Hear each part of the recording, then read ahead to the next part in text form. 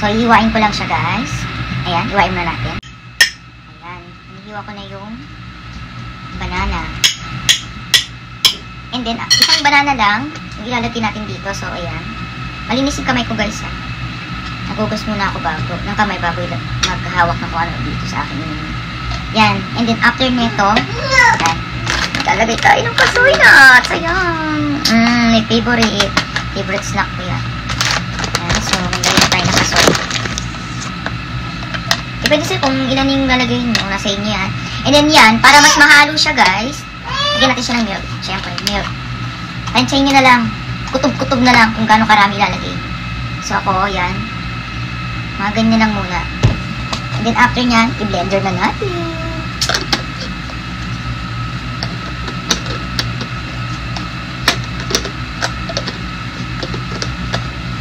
I-blender muna natin siya.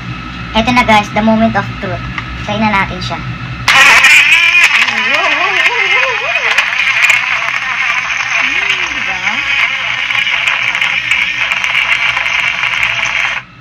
So, nabibend na siya mabuti. Ayan na siya. Pak!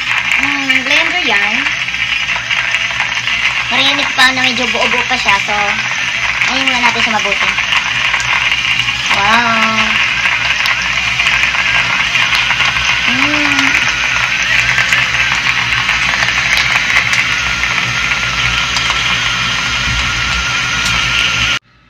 So, ayan guys, iniwi na natin siya kung gaano kasarap. Natin nga.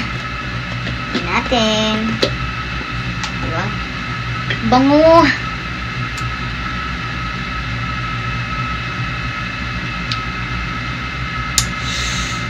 Sarap. Grabe. Sobrang sarap niya. Try nyo na to guys. Banana. Then meron nuts. Ayan. Kahit anong nuts, bahala na kayo. Almond, whatsoever. Ilagay nyo kayo ng bahala. Tapos ako, ito yung nilalagay ko yung ayan o, kasoy nuts. And then, nilagay ko siya ng milk. Pero yung milk ko, yung low fat lang yung pinapili ko sa asawa ko. Bahala kayo kung anong gusto nyo. Yung low fat o hindi, or yung matamis-tamis. Pero sa akin, ayoko nung masyadong matamis. Tsaka gusto ko yung ganyan, low fat. Ayan, sasarap guys. Yummy.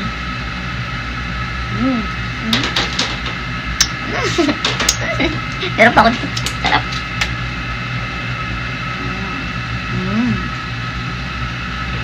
Try nyo na. Yan eh.